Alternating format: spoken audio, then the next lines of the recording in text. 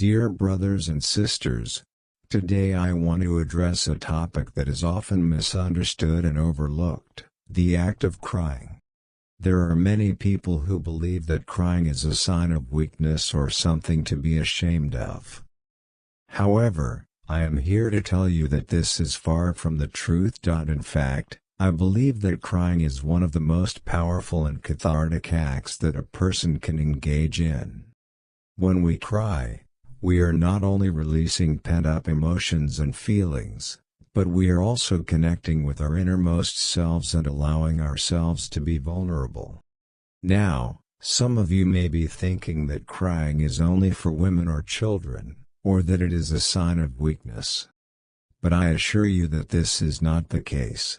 In fact, many great men throughout history have been known to cry openly and without shame. Take, for example, the great biblical figure of Jesus Christ. When he heard of the death of his friend Lazarus, he wept openly and without hesitation.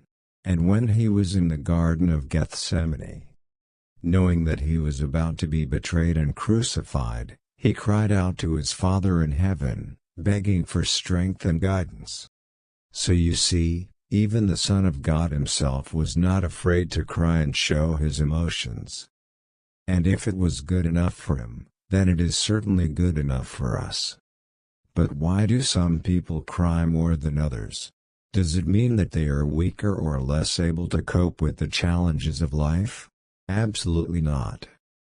In fact, I believe that those who cry more often are actually more in touch with their emotions and better able to process them.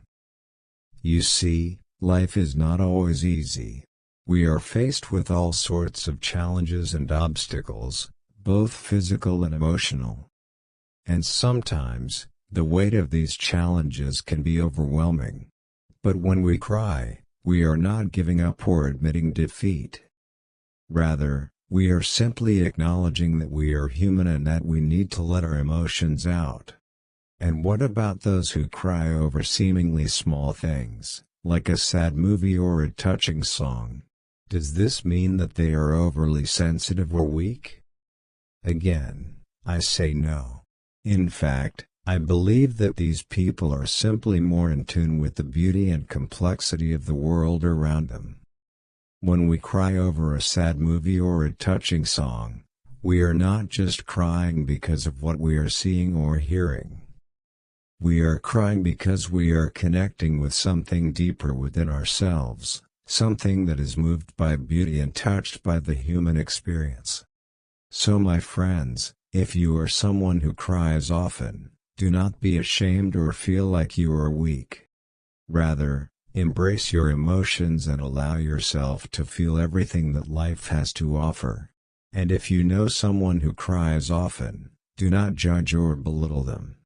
Instead, offer them your support and understanding, and know that they are simply expressing themselves in the best way that they know how. In conclusion, I want to leave you with this thought: crying is not a sign of weakness, but rather a sign of strength and courage. It takes a lot of bravery to allow yourself to be vulnerable and to show your emotions to the world. So embrace your tears, my friends, and know that they are a powerful tool for healing and growth. May God bless you all.